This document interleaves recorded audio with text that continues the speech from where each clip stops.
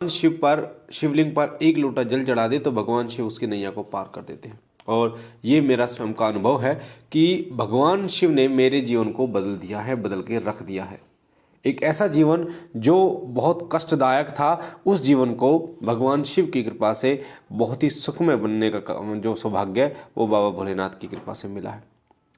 जब मैंने बाबा भोलेनाथ की पूजा सेवा शुरू करी थी और मेरे पिताजी की उस समय पर मृत्यु हो गई थी, तो मैंने बाबा भोलेनाथ को ही सब कुछ मान लिया था कि मेरे यही पिता हैं। अगर मैं अपना दुख व्यक्त करूँगा तो इन्हीं के सामने व्यक्त करूँगा, यही मेरी नैया को पार करेंगे। और यकीन मानिए, बाबा भोलेनाथ एक ऐसे देवों के देव महादेव जिन्होंने पूरी ज़िंदगी को संवार के रख दिया और मार्गदर्शन करते चले गए। तो इसी प्रकार से जो भी भक्त बाबा भोलेनाथ की पूजा करता है, बाबा भोलेनाथ का गुणगान करता है, बाबा भोलेनाथ के गुण उसमें आने शुरू हो जाते हैं। उनका जो जीवन है वो पूर्ण रूप से बदलना शुरू हो जाता है। उनका व्यवहार, आचार विचार, सब रहन सहन, सब चीज़ें बदलनी शुरू हो जाती हैं और वो शिव भक्त हो जाते हैं, शिव मोह में पड़ जाते हैं और अंत समय में शिवलोक की प्राप्ति वो करते हैं। तो शिव भक्तों में ये गुण स्वयं आ जाते हैं, ये शक्तियाँ स्वयं आ जाती हैं, जो कि आज आगे की वीडियो में मैं आपको बताने जा रहा हूँ। अगर आप पहली बार शिव कृपा परिवार पर हैं तो वीडियो के नीचे जो लाल कलर का बटन है सब्सक्राइब का, उसे दबा के चैनल को कीजिए सब्सक्राइब। साथ ही आपके सीधे हाथ पे बेल आइकन है, उस पर ऑल पर क्लिक कीजिए ताकि पूजा पाठ से जुड़ी जानकारी हम डालें वो सबसे पहले आपको प्राप्त हो सके।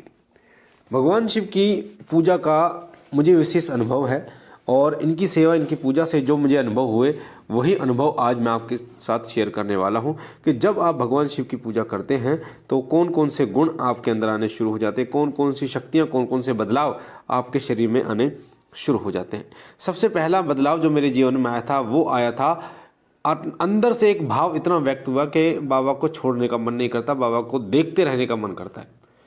मैंने वीडियो भी डाली थी बाबा भोलेनाथ पे, जो मेरे मंदिर में बाबा की तस्वीर है, बहुत ही मनमोहक। उनको निहारने का मन करता है, ऐसा मन करता है जैसे उनको देखता रहूं, उनके चरणों में अपना दुख व्यक्त करूं और वो जो दुख है वो सुख में परिवर्तित कब कब में हो जाता है वो बाबा जाने। तो ये सब मेरे साथ हुआ है, पहला बदलाव हुआ था। दूसरा बदलाव हुआ था कि जीव जंतुओं के प्रति बहुत ज़्यादा दया प्रेम उत्पन्न हो गया था। बंदरों को खाना खिलाना है, केले खिलाना है, गौ माता को जो है वो रोटी खिलाना है या केले खिलाना है या चने खिलाने हैं बंदरों को, या फिर जो चींटियां हैं उनको आटा और शक्कर खिलानी है। तो इस प्रकार का भाव उत्पन्न हो गया था। वो बाबा भोलेनाथ की कृपा से जीव सेवा, अगर कोई व्यक्ति जिसको भूख लगी है उसकी सेवा करना, या फिर कोई लाचार है उसकी सेवा करना, कोई गरीब है परेशान है उसकी सेवा करना, इस प्रकार का भाव जो है वो अपने आप ही मन में उत्पन्न होना शुरू हो गया था। और मुझे भौतिक जीवन से कम और आध्यात्मिक जीवन से ज़्यादा लगाव हो गया था।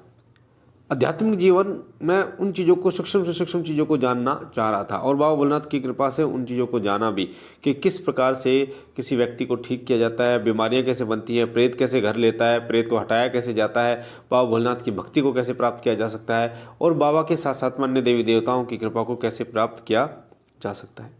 ये सब बाबा की कृपा के कारण ही होता है। तो जब बाबा भोलेनाथ की पूजा करते हैं ना, तो ऐसे गुण आपके अंदर आने शुरू हो जाते हैं, आपके अंदर एक तेज आना शुरू हो जाता है। और ये जो तेज होता है ये बहुत ही विकराल तेज होता है, बहुत ही विकट तेज होता है। ये तेज सामने वाले व्यक्ति को प्रभावित करता है और उसके अंदर से नकारात्मक ऊर्जाओं को खत्म करके सकारात्मक एक ऊर्जा उत्पन्न करता है। अगर आप बाबा भोलेनाथ के सेवक हैं, आपने उनसे गले मिल लिया या आपने उसको हाथ मिला लिया, तो आपके द्वारा उसके शरीर में भी सकारात्मक ऊर्जा प्रवाहित हो जाएगी और एक ना एक दिन वो भी भक्ति शुरू कर देगा बाबा भोलेनाथ की। तो इस प्रकार के गुण आपके अंदर आने शुरू हो जाते हैं, एक तेजस्वी आप जो है वो बन जाते हैं। साथ ही आपके दुखों का प्रभाव आपके जीवन पे नहीं होता। दुख आते हैं, सबके जीवन में आते हैं, इनको कोई नहीं टाल सकता, पर दुखों को सहने की जो क्षमता है वो बाबा भोलेनाथ की कृपा से मिलती है। देखिए, दुखों को सहने की क्षमता अगर आपको मिल गई तो आप ये कह सकते हैं कि आपके जीवन में दुख नहीं है। कोई पत्थर अगर ऊपर से गिर रहा है 5 किलो का, अगर वो मात्र 20 ग्राम का आपके सिर पर गिरना था, 5 किलो गिरा 20 ग्राम, तो क्या आप उसको दुख बोलोगे? नहीं बोलोगे। तो वही ताकत, वही शक्ति जो है वो बाबा भोलेनाथ कृपा के द्वारा प्राप्त होती है। साथ ही गलत बात उन व्यक्तियों को बर्दाश्त नहीं होती जिन पर बाबा भोलेनाथ की कृपा होती है। वो धर्म पर चलते हैं, अच्छाई पर चलते हैं और सत्य पर चलते हैं। अगर कोई गलत बात करता है या गलत कार्य करने के लिए बोलता है तो वो उस पर बहुत ज़्यादा क्रोधित हो जाते हैं।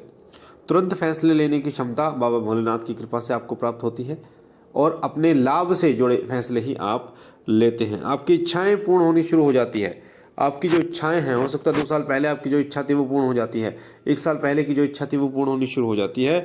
और बाबा भोलेनाथ आपके भौतिक जीवन में एक ठहराव लाकर खड़ा कर देते हैं, फिर आपको भटकने की जरूरत नहीं पड़ती। एक ठहराव होता है कि इस प्रकार का कोई स्तोत्र आपको प्रदान करना जिससे आपका भौतिक जीवन सुखमय बन सके। तो ऐसी अच्छी नौकरी आपको मिल जाती है, या सरकारी नौकरी में आपका सिलेक्शन हो जाता है, आपका काम अच्छा चलना शुरू हो जाता है। इस प्रकार का ठहराव आपके जीवन में लाकर छोड़ देते हैं। साथ ही वैराग्य आपके मन में उत्पन्न होता है, आपका गृहस्थी जीवन भी सुखमय बनना चला जाता है। और साथ ही दूसरों को सुख देने के विचार आपके मन में आते हैं कि अगर कोई व्यक्ति दुखी है, पीड़ित है किसी वजह से, तो आप तन और मन और धन से उसकी मदद करने की कोशिश करते हैं, उसको वो पीड़ा ना हो, उसको वो दुख ना हो। और आप ज़्यादातर कोशिश ये करते हैं कि वो ठीक हो जाए, और चाहे उसकी जो बीमारी है, उसकी जो पीड़ा है वो आप ग्रहण कर लें, पर वो व्यक्ति ठीक हो जाए। तो दूसरों को सुख देने की जो लालसा है, दूसरों को सुख देने की जो इच्छा है, विचार हैं, वो आपके मन में आने शुरू हो जाते हैं। समाज कल्याण की भावना आपके मन में आती है, ऐसी भावना कि आप समाज के लिए कुछ करें, जो दुखी लोग हैं उनके लिए कुछ करें। इस प्रकार के भाव आपके अंदर उत्पन्न होने शुरू हो जाते हैं। साथ ही आपको आने वाली घटनाओं का पूर्ण आभास भी होना शुरू हो जाता है। कुछ ऐसी घटनाएं जो घटित होने वाली हैं, उनका पूर्ण आभास आपको हो जाता है कि हाँ, ऐसा होने वाला है, कि इस प्रकार की घटना घटने वाली है। किसके साथ, रिश्तेदार के साथ घटित होने वाली है, आपके साथ घटित होने वाली है, पड़ोसी के साथ। ये सब आभास, पूर्ण आभास आपको होना शुरू हो जाता है, और बाबा भोलेनाथ के रंग में आप रख जाते हैं। शिवरात्रि पर विशेष पूजा करना, व्रत धारण करना, या फिर कावड़ के समय पर बाबा भोलेनाथ के सावन के पूरे व्रत करना, बाबा भोलेनाथ को सोमवार के दिन स्नान कराना, इस प्रकार की सेवा आप उठाते हैं और उनके रंग में रंग जाते हैं। तो ये सभी गुण उस व्यक्ति के अंदर आते हैं जो बाबा भोलेनाथ की सेवा करता है, और यकीन मानिए वो व्यक्ति पूरे संसार को जीतने में सक्षम हो जाता है। इसलिए तो कहा जाता है कि चुटकी भर भभूत में है खजाना कुबेर का। बाबा भोलेनाथ की चुटकी भर भभूत में कुबेर महाराज का खजाना होता है। वो जितने सिंपल दिखाई देते हैं, उतने ही अंदर से बहुत देवों के देव महादेव हैं। देवी देवता तो आपको दिखाई देते हैं कि उन्होंने आभूषण पहन रखे हैं, पर बाबा भोलेनाथ ने जो आभूषण पहन रखे हैं वो अमूल्य होते हैं। वो चंद्र को अपने शीश पे धारण करते हैं, जो कि कहीं नहीं। वो वासुकी को अपने गले में उन्होंने स्थान दिया है। बागंबर वो धारण करते हैं, भभूत शमशान को अपने शरीर में धारण करते हैं। तो ऐसे बाबा महादेव को प्रणाम कीजिए और उनके चरणों में सदा उनकी सेवा करते रहिए। बाबा भोलेनाथ आपका कल्याण करे, आप और आपके परिवार को सुख समृद्धि से भरपूर करें। हम मिलते एक नई जानकारी के साथ, तब तक के लिए ओम नमः शिवाय, ओम नमः शिवाय, ओम नमः शिवाय।